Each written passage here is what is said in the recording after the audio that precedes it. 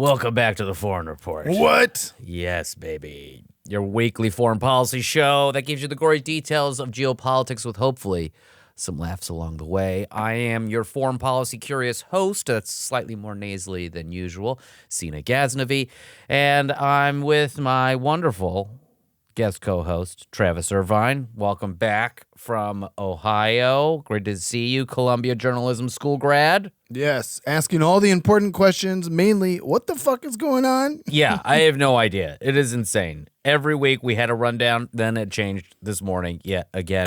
Right. If you've got a question about how insane everything is, send us a voice memo to theforeignreportlpn@gmail.com. We also have a new YouTube channel. We're still part of Last Podcast Network.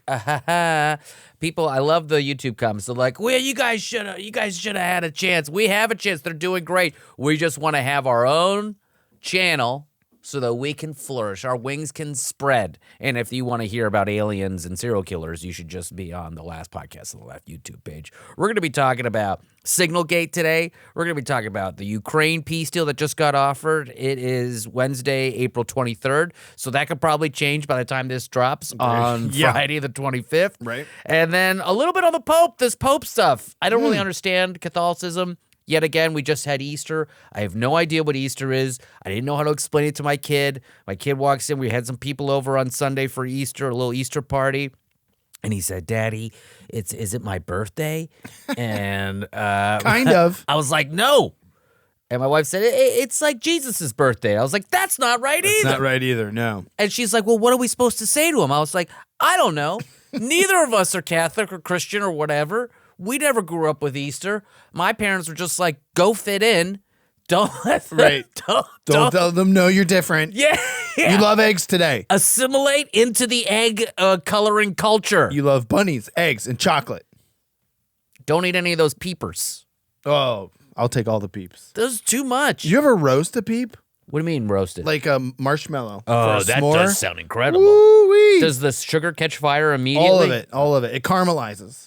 Caramelizes. Don't get me started. Great show for you guys today. As always, rate us on Spotify, on Apple Podcasts, subscribe to the YouTube channel at The Foreign Report, and sign up for our newsletter at our website. You can get all this info in the episode description. On our newsletter, we're going to send out the links and a little bit of a blurb on what stories we covered from every week. We're going to send that out on Mondays, and so we'll be able to update you on maybe what has changed since the episode dropped. So we're all fronts. We're pushing the foreign, but we need you guys to connect with us, mind meld on geopolitics. Yes, and then you can impress your friends and how smart you sound. Yeah. Based on how smart or not smart we sound, based on how not smart or smart the news is every week. Here's what's guaranteed. You will sound smarter than Pete Hegseth. Oh, man, it's pretty easy, huh? It's not that difficult. Low bar. Honestly, if you just were silent, you would sound smarter Right? than Pete Hegseth. Oh, man. If you said nothing at all. Know when to hold them, know when to fold them. No, God. Just move away. Right. Like, here's a great moment. As a media personality, I know that you're just like, I want to use really bad words here, but you love the camera, Pete. I understand. Loves it. You love to give a little news bite, but sometimes maybe Petey, maybe Yeah. you just say, I'm with my family. I don't want to make a comment right now. Oh, man. I'm spending time with my children. But here's the thing. In his past professional career, they only let him talk on the weekends. So now he gets a camera in his face on a Sunday. He's like, oh, my time to shine. Can you imagine a Saturday morning at that house? Daddy, can you make me pancakes? Oh, Daddy's doing a live hit. Typical media hit piece by my kid. Get out of my your woke mind virus is not going to infiltrate my brain. We're not doing gay pancakes. We're a Waffle House, as in I know when to waffle on an issue. Yeah. Can we play Pete Hegseth at the Easter egg roll? Now, we want to set this up, right? Right. Set it up for me, please. SignalGate 2.0. 2.0, which is insane because 1.0 was just a few weeks ago. That's a great software That's good update turnaround. cycle. You know what I mean? You never see a sequel to a movie come out that soon Yeah. after the first movie. But per your advice a few weeks ago, we're not going to stop talking about it. Absolutely. And here's the thing. We can't stop talking about it because it's still a thing. We don't even have to try. SignalGate 2.0 means that Pete Hegseth, who was in the original SignalGate, he was a part of it. That was when, of course, the entire national security team was looped in on a Signal chat revealing all these big war plans in Yemen, striking the Houthis. And they looped in a journalist, and then the journalist was like, this is a mistake. And then, of course, he wrote about it for The Atlantic. And then there was a bunch of denials. There was never like someone just be like, wow, we screwed up. Yeah, We'll which would have move been on. great, which would have been fine. You're allowed to do It would have that. probably made the news cycle go away a lot Yes. faster. Right. Mike Waltz created that Signal group. Yes. But then what happened, Travis? We Well- seem to have gotten another group chat. And here's the thing. It doesn't appear that any of the other national security team members of the Trump administration are part of SignalGate 2.0. It's just Pete Hegseth and his family.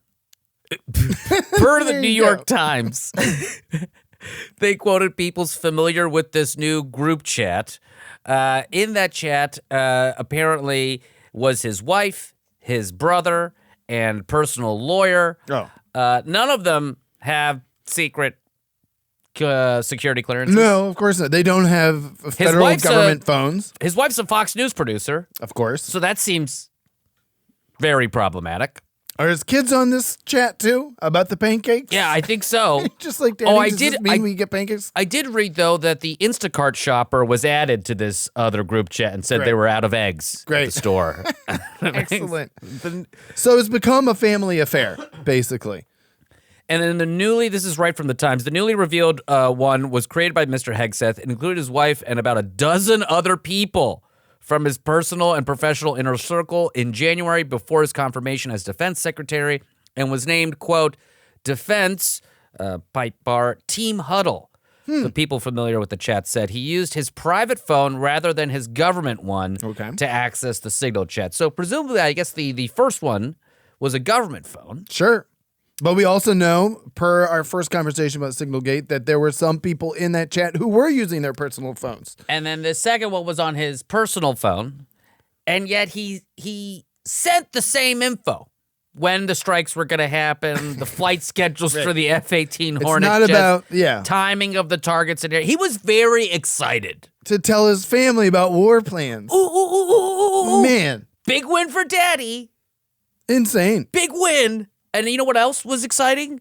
The people that sent this to the media and said, look how juiced Right. Pete Hegseth was. I can't wait to show someone. Because again, because of SignalGate 1, and they didn't just take responsibility, they denied, they said it wasn't illegal, they said there are all these things that weren't wrong with it.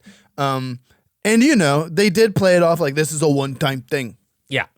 And now we know it is not a one-time thing. And what's interesting, too, is that the people in this article that were quoted, they said that Pete Hegseth would use this chat to talk about scheduling or administrative stuff, which we've said on the show. We've actually had a security person talk about it as well. That's a common thing to do. People use Signal. That's a government. People have used Signal for kind of that basic stuff. You're supposed to go into a secure skiff Sure. to do any sort of high-level stuff. And then these same people said he did not use the chat to discuss sensitive military operations Gosh darn it. until this message. Because I just wanted... This is like a child who is so excited Right. about a new toy, or like he's got the latest Madden, or he just did a fast run on... what is that game that Holden plays? Dead Souls? Fortnite? I don't know. My nephews love Fortnite. Lost Souls? I don't know. It's one of these Souls games. But there's like he's so excited. Look, guys. Yeah. I did a speed run. And then he gets asked about it Yes. at the Easter. Because he's not a child who's excited about a toy. He's the Secretary of Defense for the United Right, States thank of you. America, the biggest military In the world in the world. by like A lot. a lot. By so much. So, surely, Cena, this man's going to take some responsibility here. No, I mean, Right?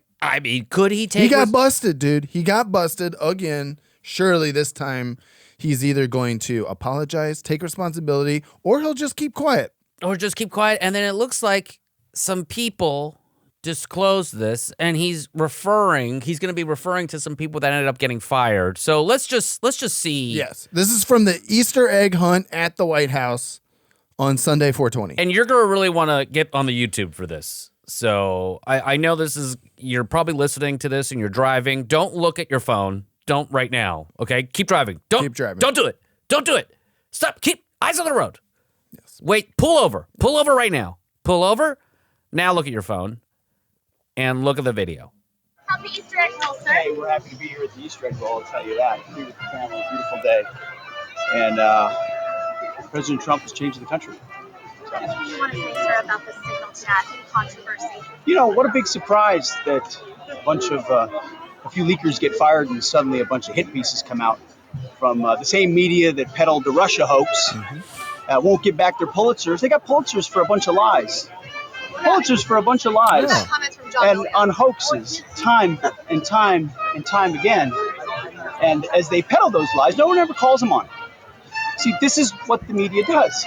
They take anonymous sources from disgruntled former employees, and then they try to slash and burn people and ruin their reputations. Not going to work with me, because we're changing the Defense Department, putting the Pentagon back in the hands of warfighters, and anonymous smears from disgruntled former employees on old news doesn't matter. So I'm happy to be here at the Easter egg roll with my dad and my kids. Oh my God, these kids. A bunch of kids. These kids right here. This is why we're fighting the fake news media. This is why we're fighting slash and burn Democrats. This is why we're fighting hoaxsters. Hoaxsters. That's a new. This group, no. This group right here, full of hoaxsters that peddle anonymous sources from these leakers children with access to grind, and then you put it all together as if it's some news story. And when we know exactly what it is. So I'm really proud of what we're doing for the president, fighting hard across the board, and I'm going to go roll some Easter eggs with my kids. He's going to. Okay, stop this. Wow. Bonk. Have spoken to the president, and we Stop are the video. I can't with this on man. the same page all I day. can't. Wow. Stop this video.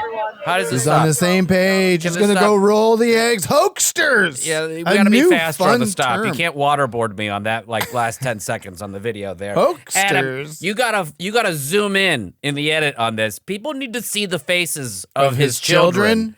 They were mortified. No, I don't want to say mortified because I don't want to put. But what the face definitely said was, Daddy's mad. "Hey, and I'm confused. Right. Where are the colored Where's eggs? the bunny? Where's the giant bunny? Where are the? I was promised peepers. Oh man, those poor kids and our poor country. So confused. I've never seen. What you just had to say? I don't want to talk about that. I don't want to talk about it right now. Let's just talk about the beauty of these families here. Right. We're having and an he Easter did egg. get to that. He did get to I'm going to roll Easter eggs after a minute and a half tirade about the media and hoaxsters. I don't want any politician to be standing in front of their children and yelling at the media or anyone for that matter. No. Do you not see this is going to be just creating more animosity and more just this? He never denied any of it either. Like he just immediately went after the media and like, of course, this is what the media is going to do. He never went and said anything like you said. You either just don't talk about it. I don't want to talk about it. I'm not going to talk about it. Today's Easter. It's 4/20. I'm incredibly high right now. Yeah, whatever it is, Pete. The man should try marijuana at some point. I mean, he's clearly hungover in that clip, too. Take an edible. He had a good Friday, a wasted Saturday, and a hungover Sunday. You know, he talked about the leakers, and there were a few people that got fired for leaking private information or confidential information. Right. Because the irony here is because that was the source of all of this is that, and these were like Hegseth loyalists, more or less, right? These are his people. And this is what I think is crazy, too. He fired 3 guys. Yes. That were true believers. Trump people. People Hegseth that were putting in 16 hours a day for Pete Hegseth. They love Pete. To do stuff that we adamantly disagree with. Yes. But at the same time, I think what's great about the show, let's hold these conflicting thoughts inside. Yes. You got to be pretty incompetent and a stupid leader to fire guys that are willing to work all day and all night for you. I mean, look, in Trumpism, in Trump world, throwing your loyalists to the wolves is like sport. Yeah. Right? But Hegseth, I mean, again, not even 100 days on the job, already chopping 3 top guys. Oh. 3 top loyalists. And can we show the picture of Dan Caldwell? He's the one I want to show. This is Dan Caldwell. Wow. Look at this guy. Ah, wow. What is this? First day of school pictures? What's going on, man? For the audio listeners, Blink if you're okay, Dan. Blink twice if you're not. Imagine someone that was president of the young Republicans in the 2nd grade. Yes, okay? sure. Imagine someone that wore like a red suit and tie, a red tie, and like a black suit. Power suit. In like 5th grade.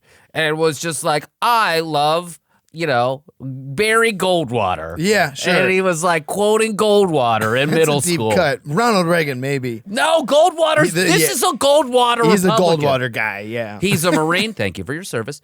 And he was working. He's known Hegseth for 10 years. Oh, no. And he dropped him. And he dropped him because he said, this guy is screwing up. This guy is leaking to the press. This guy is leaking extremely damaging things to the press. Yeah. Really? Yeah. And that's the assessment of Hegseth's term right now as Secretary of Defense. I sent you that opinion article from Politico, also written by a Hegseth loyalist who is basically saying Trump needs to fire this guy. And then NPR, of course, picked up the anonymous tip that the White House is currently looking into replacing Hegseth, despite Trump saying publicly he's doing a great job. He's doing a great job. He loves chatting. He loves signaling, and he loves signal chatting. It is such a marker of incompetence when you can't keep your own people that love you. Right. Right? And you can't just keep them working. The other thing that happened was these 3 guys were all fired and escorted off the Pentagon property, right? Which is very round. So they go, they just, that's how incompetent they are. They just kept walking around in a circle. Walking around. It's 5 sides, boys. You got to go out the door. Which one's the exit side? Out the door. Which?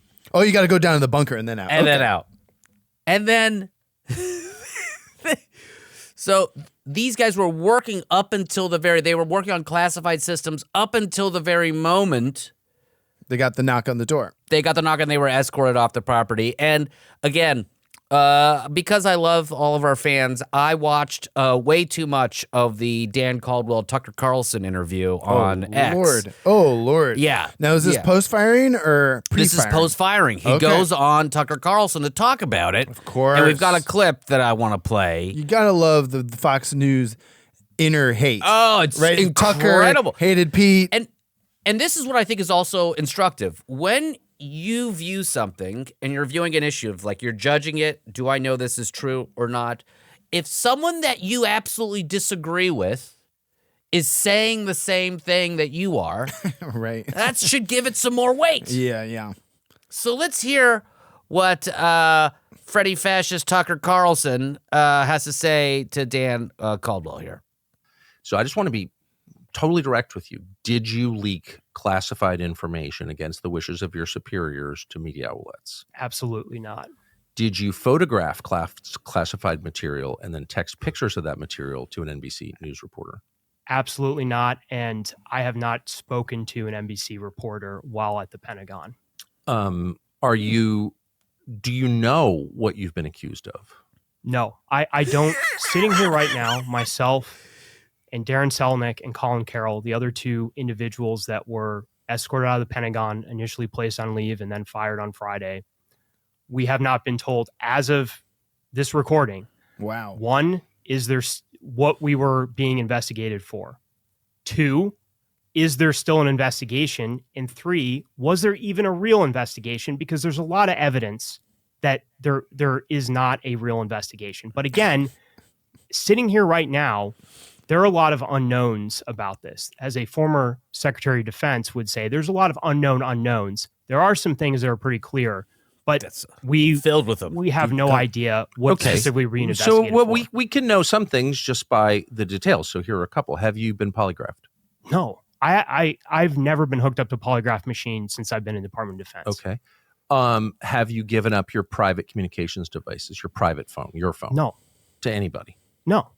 Okay. So that raises the obvious question. I'm trying not to use the F word here because the lying is just driving me insane. You're being God. accused of leaking classified information, but the people accusing you would have no way of knowing whether you did that or not because they haven't polygraphed you or taken your devices, your private devices, correct? Huh. There we go. Okay, Wow. so Tucker was about to go off. I feel cold. Is there something? I feel like it's a cold. Oh, it's hell freezing It's over. a cold day in hell. Wow. Oh my God, it's a cold day in hell. And here, the last podcast network, it is hell and it's cold, and we agree with what Tucker Carlson is saying. Incredible. Oh God, somebody. Incredible. This is so they didn't. First of all, if you revealed to the press classified confidential information, that's a crime. Right. But there's a way to find out if you did that. There's lots of You'd ways. also, at the very least, you'd be detained and investigated and interrogated, and your phone would be taken from you. None of this. This is all, what, a distraction to keep away from Signal? It's happening again. It's just, Your fall guys aren't taking the fall very well. no. That's just incompetence. Yeah. I tell you what, Hillary Clinton knows how to make some fall guys happen. Oh, She yeah. knows how to make some fall guys. Oh, yeah. The Clintons know how to disappear somebody Yeah. real good. You know what? They don't go in Tucker Carlson. I'll tell you that No, they much. don't. They just disappear people. Anyways, widespread incompetence yet again Yep. with the Secretary of Defense. SignalGate 2.0. You're screwing up again, Secretary Pete. Go roll some eggs or something. God, he probably broke those eggs. Why are you having real eggs? America sees those eggs. America's struggling with expensive eggs, and this man, that's the real controversy. I tell you what, there's Egggate. when the Civil War breaks out, it's going to happen at a Trader Joe's egg section. Yeah. Well, yeah, it won't happen at my Ralph's because it's out of eggs all the time. So. There's no eggs. There's no eggs there. left. Yeah. We're going to take a break. When we come back, we're going to talk about this Ukraine peace deal that popped up. I'm Pete Hegseth. That's Travis Irvine. This is the Foreign Report. Make sure you subscribe to the YouTube channel. We'll be right back after this. Welcome back to the Foreign Report. I'm Pete Hegseth, your foreign policy curious host, along with guest host here, Travis Irvine. So good to have you back. We just talked about SignalGate 2.0. I have a feeling we're going to get to like 3.0, the iPhone 17 of SignalGates in the coming months. Pete made it clear there's more coming, and he's not going anywhere. I can't wait till he's like the intern was on it. Oh, You my know? God. It's like The pizza guy. DoorDash. Pizzagate. Did you use DoorDash? It's like Pizzagate again. Again. 2.0. Oh, God. So we had some stuff, but then this morning I wake up, I see there's a peace proposal. Peace. It's like a surrender. Quote unquote. It's a surrender for Ukraine. Oh. That's what's happening. And this is an agreement per Axios. The U.S. expects Ukraine's response Wednesday to a peace framework that includes U.S. recognition of Crimea as part of Russia Wow. and Hold on. Beep, beep, beep. Back it up. You mean the thing that Russia took in 2014? Yes. That the whole world was like, don't do that. Don't do it. Please Okay. don't do it. So And then we let them do it. we let them do it. And now And then they've been there. Trump's like, all right, you did it. It's just keep It's it. yours. Just keep it. And then also recognition of Russian control of nearly all the occupied areas Holy smokes. since the 2022 invasion. So the invasion basically worked. Oh, Wow. So here are some What a of- deal. Art here of are the deal deal. points. Oh yeah, art. This is pure. I'm flapping my arms around The for deal anyone. is art.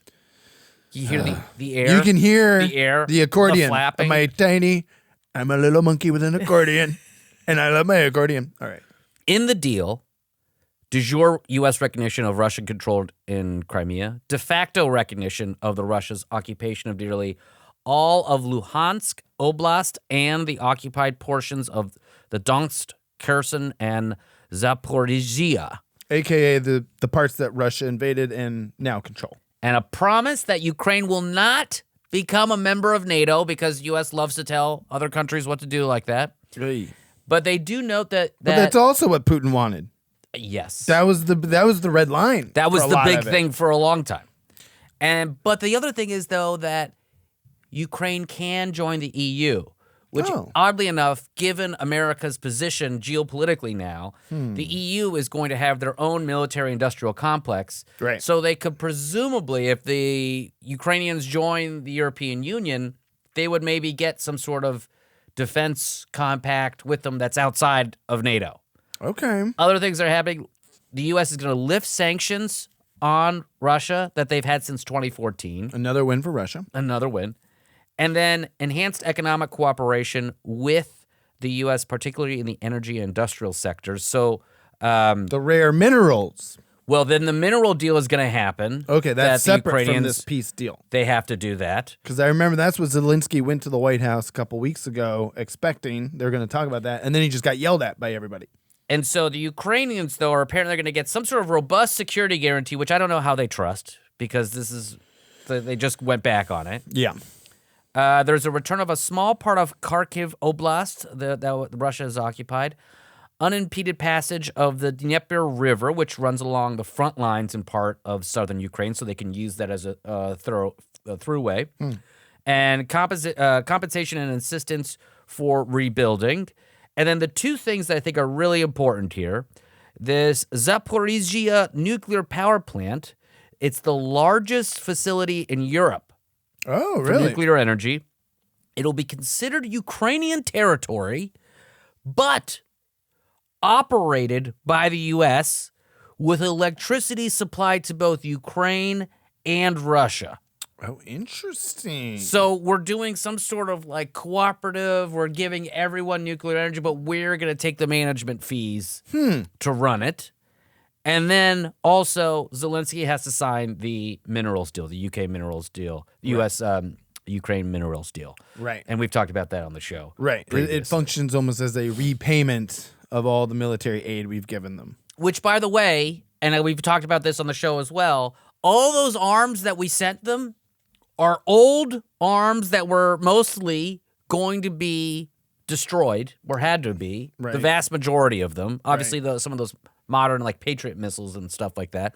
But a lot of the stuff that we had was going to be destroyed, and the numbers that you see on the amount of military aid are based on what that costs new to make, adjusted for inflation. Right. So it's like... But it's all made in the U.S., too. That was the other thing. I mean, sure, military aid, sounds very messy, but all that money was being spent on U.S. contractors to make it, and then it would go to the Ukraine. So imagine if you spent, in 1985, if you spent $100 to make a gun, that gun in today's dollars is like $500, let's say. Okay. And that's what we're saying. That gun that's been sitting there since 1985 goes to Ukraine, and we say we sent them $500 in aid. Wow. Great job. Great job. Yeah. All right. So I want to also, just because the map, we just went over all these crazy things, and I want to go through a map.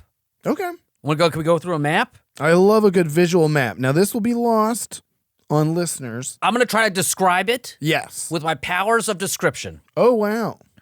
This is from The Economist. I'm looking at the map right now, and there's a lot of words. Don't worry about all the words. It's a map. It's Turkey. I know Turkey. The words are countries' names. Greece. I know Greece.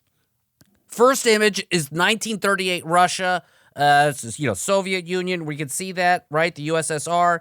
The West, what we're looking at here, and I'm going to try to describe this as much for the audio listeners, is the red and the gray is all of Europe, and then the red is where the western border, basically, of Russia / the USSR is. And you could see in 1938, it kind of crosses into Belarus. It's 3/4 of Ukraine. Right. It's most of Ukraine. It's all of Crimea, I see there. All of Crimea, all of Georgia. They got a lot of really controlling the Black Sea there above Turkey. None of Finland, really. No Estonia, Latvia, Lithuania, Kaliningrad, Poland, Romania, all that stuff. All west of all that is all independent in Europe, right? Okay? Then, 1945. Post-World War II. Post-World War II, the western expansion of the Soviet Union. Now they've taken over Estonia, Latvia, Lithuania, Kaliningrad, Belarus, all of Ukraine, Moldova, Crimea, Georgia. All of that in 1945 is the Soviet Union. Okay? And so that is the like, you could say that's like peak power, right? Or maybe like, the Eastern Bloc here now between 1949 and our next map here between 1949 and 1989. Wow, 40 years. You have this whole situation happening where they're expanding even more. Right. Well, they were given control post-World War II of half of Europe, right? Yeah. So you got half of Germany, Poland, Czech Republic, Slovakia, Hungary, Romania, Bulgaria, Albania. That's like the Eastern Bloc. And then you've got the same stuff that we just talked about for it. Okay? Wow. So now we're in the Cold War. Okay? Shit's crazy. Mr. Gorbachev, tear down this wall. Also, have you seen my jelly beans? Nancy? 1991. We're getting now into the post-Soviet Union. Right. Gorbachev did tear down the wall, and he did say, we can't control this much territory anymore, Yeah. and we have to scale things down.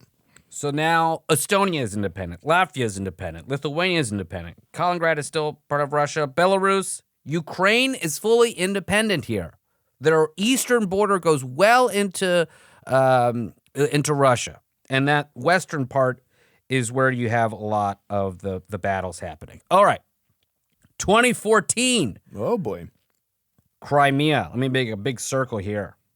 Mm-hmm. That is where we have Russia saying, what are we doing? Mm-hmm. We gotta go get some more territory back. Right. And this is, by the way, because 1991, it's Gorbachev, and then, of course, Russia and all the, they spun off all the old USSR territories, right? So all these old USSR territories became their own countries. But then somewhere in there, we go from Gorbachev to Boris Yeltsin, and then Putin does take over, I believe, around, 99, 2000? Mm-hmm. And so he's the guy who's always in his brain, man, I sure do want to get back to them glory days of 1949 and 1989. I want more.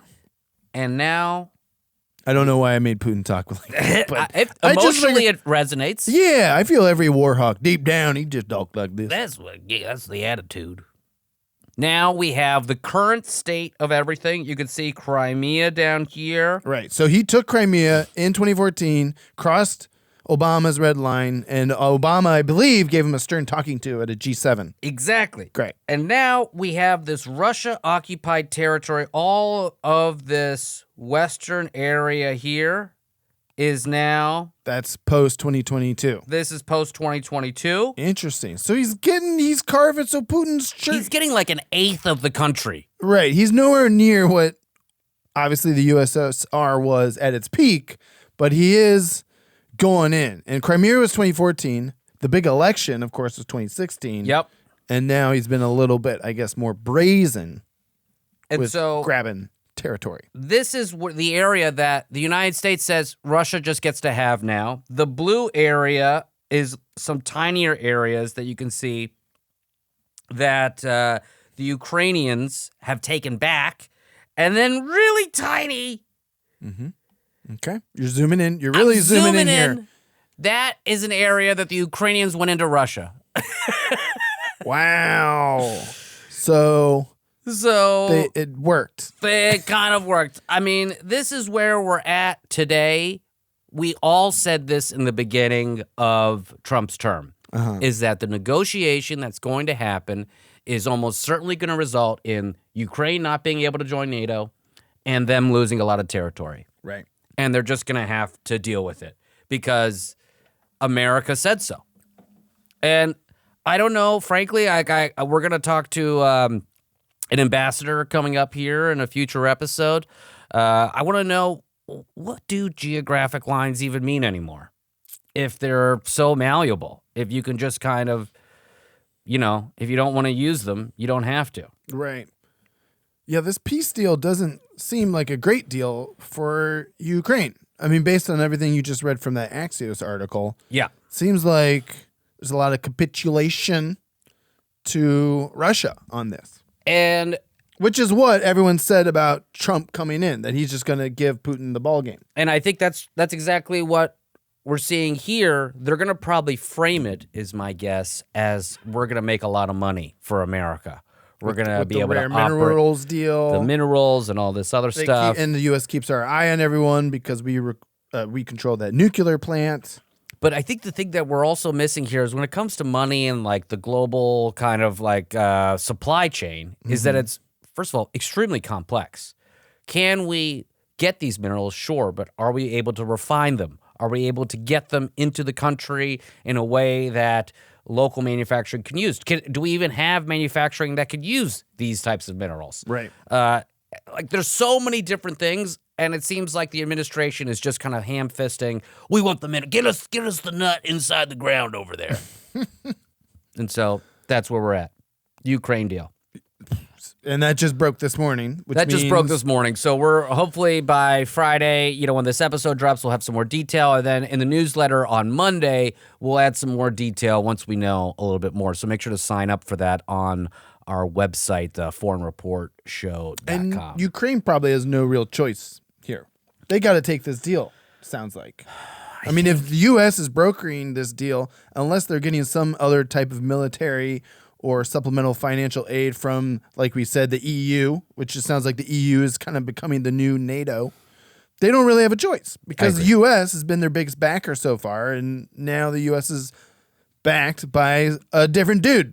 Yeah. Who's backed by another guy who's probably in Russia. This screws over Zelensky and the Ukrainians to a certain extent, but it also makes the war stop.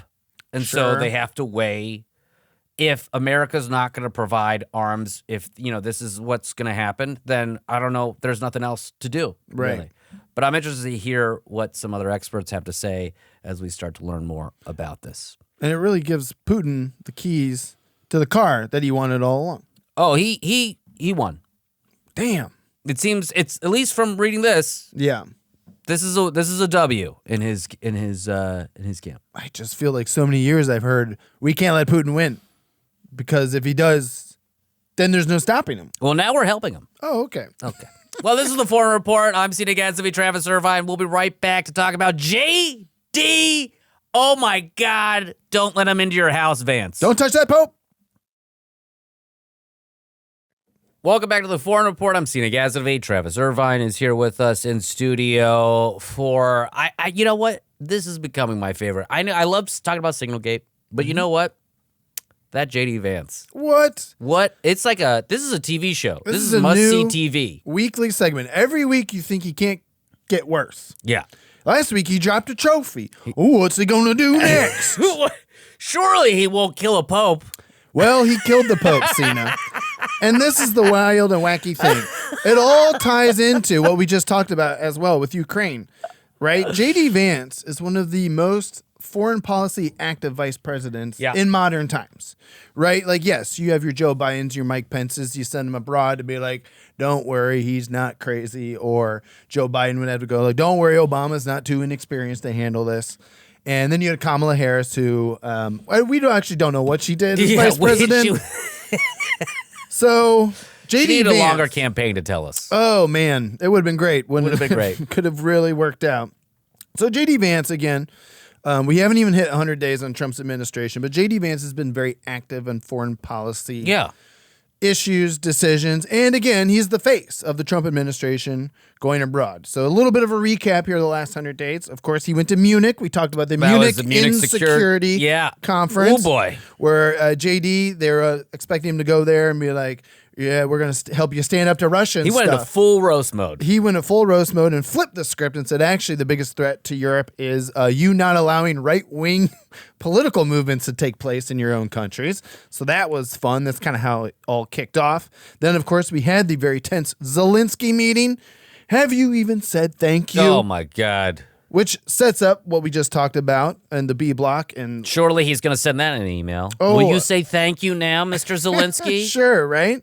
So he's been And and he was a vocal Ukraine aid opponent while he was Yeah. a senator. So obviously it makes sense when he had the big chance on national television to do all that.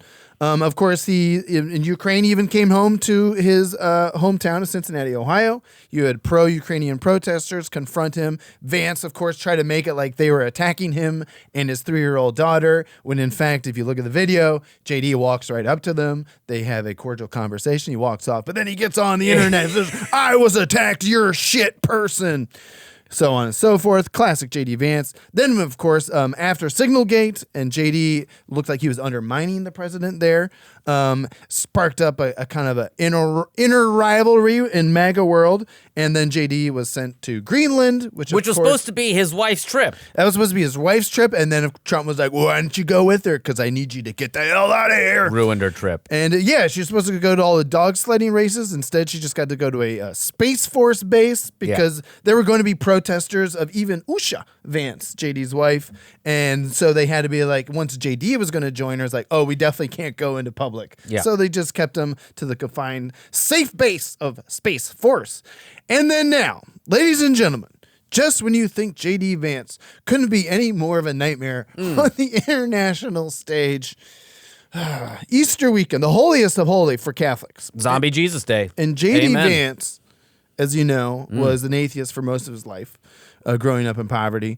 And then he converted to Catholicism in 2019 for the political points. Oh, is that what you could do? You could do that? Yeah, you can just do that. And then you get to claim that you're a Catholic and you're saved and so on and so forth. So this is a big meeting, right? Pope has not been well, but also the Pope and the Trump administration have been bickering for the last 100 days on immigration policy. And it's not just the Pope, it's like all of Catholicism, right? The Catholic Church is one of the most helpful charities when it comes to taking care of migrants. They get federal funds, right? Doge was going after a lot of the charitable funds that end up going to Catholic groups so they can help take care of migrant people, immigrants who don't have a place to go. Again, the Catholic Church has been, as you would expect a Christian to do, take care of the other.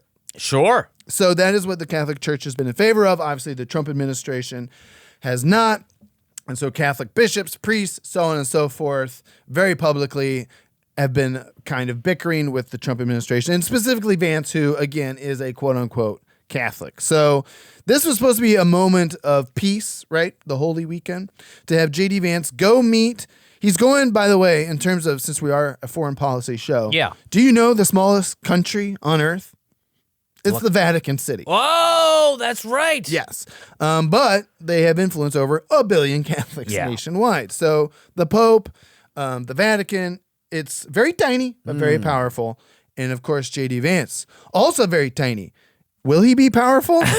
We'll knows? be fine. We will be finding find out. out. Let's go ahead and, because at first, by the way, the papacy, the Vatican was like, JD, you don't get to meet the Pope. Yeah. You no see the Pope.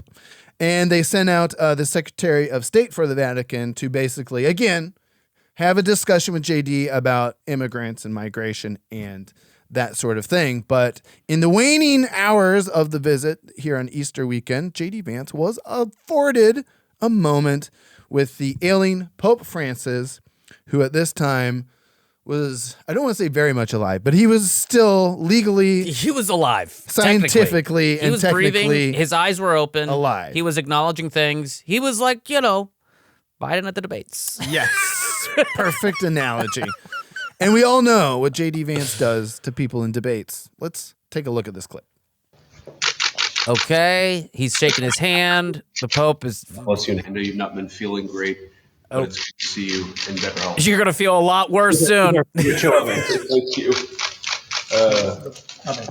Thank you. It's beautiful. The Vatican tie, and then the rosaries for your wife, the white for your children, and the red one is for the red. Wow. Oh, wow. And then That was- he gets a picture with the Pope. Yeah. So he touches the Pope. Touches the Pope. He gets a bunch of what I can only describe as Vatican merch. Yeah, from the. I think it Swag. was like Vatican someone swag. sprinted down to the gift shop Get the 5 intern. minutes before Vance showed Just up. give him the cheap stuff. Get it. What are we going to get him? Don't let him touch the Holy Get Grail. him a bag. No, not the It's rosary. nice. Oh my God. And then, as we all know, on Easter Monday, Pope Francis sadly passes away at 88 years old. It was a multitude of health conditions that he had, but ultimately, I think they said it was a cerebral heart thing. I don't know science, and I don't know medical terms. It was his time. He also yes gained a lot of weight. Well, he had double pneumonia at some point here. Yeah. I mean, he's just had a lot of different health problems. And so it finally all caught up with him. But, of course, thanks to the internet and the memes, everyone knows, Lord knows the memes have been flowing in our group chat, our Amazing. Signal chat. Yeah, our Signal chat is The JD on went fire. and killed the Pope because this is what happens. A week after you drop a trophy, you touch the Pope, he dies. I like how people are also like, but the trophy was 2 pieces, okay? The trophy was... Pope Francis, it's 2 pieces too, but look at him now. He's no pieces. That's what happens when JD Vance touches things. I know people were like, "Oh, Kamala Harris, like he's like the guffaws or like the gaffes, The cackling. the cackling. She laughs so crazy. This man touched the Pope and then he died. He died immediately. Come on, Pope Francis survived double pneumonia a few months ago.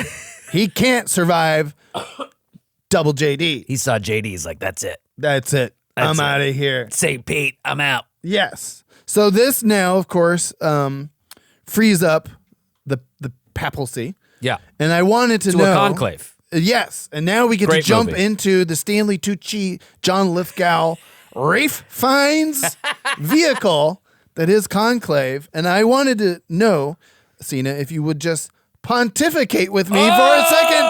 There it is. I've been making that pun off air all day. He's been juiced. I'm so pumped for this pontification pun that I got coming. But obviously, a lot of people, and you've been talking to people, and I've been reading things. The next pope takes the Catholic Church either in a similar direction that Pope Francis was keeping it, more progressive, a little more inclusive of LGBTQ Catholics, things like that, or it could go a more conservative, traditionalist direction. Well, I think I think the other thing that I'm learning though is that it's not a binary. Right. It's not presumably conservative or progressive. Right. Because Pope Francis didn't actually do anything progressives wanted. He said things, like he said the thing about, what do you think about Gay marriage. Gay marriage, and he's like, what? Okay. What? I don't know. Everybody's Who am I to seen judge? as equal. In But he the didn't eyes say of- that. Oh, okay. He's just said, "Who am I to judge?" And then there's And this then it got process. turned into a thing. There's this process Because where Catholics are so judgy. They're like, what? What am I? If I'm not going to judge, what am I supposed to do? and if the Pope's not going to judge, Whoa. Who am I to judge? and so what happens is like cardinals are even supposed to like do this whole thing where they question the Pope and he's just not responding. So he did some symbolic things. Yeah. But I think the other thing that's happened contextually is that the Catholic Church is like, doesn't have money. So years ago, and this is something I learned, a lot of the money that the Vatican would get would be from America, obviously, Oh. through, charitable donations and stuff. Soft power. But in Germany, when you do your taxes, you check off a box what your religion you are. And if you're Catholic, you get part of your tax dollars gets sent to the Catholic Church. And so for decades, as Germany's economy is expanding, becoming the most powerful economy in Europe, a lot of money is getting sent to the Catholic Church. But what do we have now? We've got a bunch of young millennials that now are saying, I'm not checking that box. Whoa. Or if they did check that box, they uncheck it. And I believe, don't quote me on this, but they could get that money back even and back taxes. So that the tax flow, basically the amount of money that was flowing to the Catholic Church, has plummeted. Dropped off. Yeah. Because of the younger generation. Yeah. They might have been raised Catholic, but actually being an active paying participant. Even with the kind of like woke Pope or whatever people are calling, which I don't think that's know. even possible. Marjorie Taylor Greene, or what's her name? Oh, That's her yeah, name. yeah. Margarine Taylor Sauce Green. That's what I like to call her. She said that he was an evil pope and God is reclaiming the kingdom. I mean, it's pretty bonkers. That's a very judgy for a Catholic. I don't even know if she's Catholic or not, but I assume She's that judgy. There is also a very weird deal that the Vatican struck with the CCP. Ooh, CCP And- being China. So there was a deal that they signed back in 2018. Basically, the Vatican acknowledges a Chinese church, a Catholic church, but that church in China just listens to the CCP. Oh. And so there's a deal now where the Vatican makes a lot of money, but they allow China to kind of have their like in name only Catholic church. And so that has its own fundamental human rights problems and everything like that. Woof. So the new pope, I say all that to say the new pope, Yeah. whoever it is coming into a very difficult time where it's more than just, are you going to be speaking Latin Right. or not? Are you going to be covering up all the child sex abuse or Yeah. not? Exactly. And, not for nothing, I'm hearing a lot of things that Francis might have been covering up a lot. I mean, I feel like, I think I said before the show, thousands and thousands of years of child sex abuse, pretty hard to cover up. to cover up, but also, what else are you going to do? We're like, well, we got to keep digging. And then it's just like, wow, this goes all the way back to 0. Yeah. 0 AD. It's like, That's we've been right. doing this a long time. You guys did the time. It starts at 0. Yeah. So, well, there are a few names being thrown around. All right. I mentioned the Secretary of State for the Vatican, and that was Pietro Parolin. And he was a cardinal, and he's one of Francis's surrogates, basically. Like he would, again, being Secretary of State for the Vatican, like we said before, the Pope was like, all right, I'll meet this JD guy. He sent out Pietro Parolin. So he's probably top in line. Potentially. And keep in mind, for anyone who has seen the movie Conclave, it's not just John Lithgow and Stanley Tucci eating delicious Italian food. Oh, wait, that's Stanley Tucci's show on CNN. I get them confused all the time. There's 120 cardinals, and they get to vote, and the new pope can't be 80 years old or older. He has to be younger than 80, and it's got to be he. Spoiler alert for that one. And about 80% of the cardinals right now were chosen by Pope Francis. So it's likely to be someone in the same vein as what he was looking for. But there's other more progressive choices. There's Cardinal Luis Antonio Tagle out of the Philippines. He's known as the Asian Francis. There's also some more conservative choices. There's a guy out of Africa, Cardinal Fridolin Ambongo Busungo, and he had a problem with Francis blessing same-sex marriages, or per what you said, not judging them. So again, there's different directions. Cardinal Raymond Burke is a guy out of the United States. He's a little more conservative. Questioned Francis on the allowing for LGBTQ Catholics.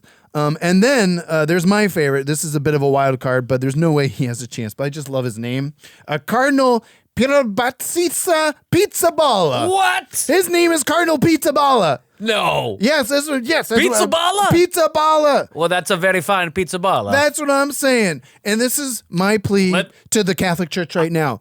Let's make the Catholic Church funny again. I'm 100%. I'll say it on this show. It's been evil. It's been woke. Let's make it funny. I'll say it on the show right now. You say it. If Pizza Balla becomes Pope, we're converting. I'm converting. Yeah. All right, let's both we are convert. both. This show's Let's go. converting. We're going full JD Vance. We are going we're full Pizza converting Balla. for the Pizza Ballas and for the political Adam, will you points. be Catholic if Pizza Balla's in? All right. Now that's a spicy Pizza Balla. Amazing. That's great. Well, I feel great. I feel good about it. I mean, I feel better than Zelensky. I feel better than Pope Francis. I feel worse than Hegseth's kids. Oh, God, those poor kids. Those kids would be safer in the Vatican. Yeah. And I feel better than JD Vance's wife, who just can't catch a break. It's that poor Can't woman. wait to see what he does next week. Just just imagine dinner. Like, what was your week like? JD, can you just stop Going places Stop. and embarrassing everything about our family? Stop. All right, guys. Listen, check out the YouTube channel. Check out our socials. That's Travis Irvine.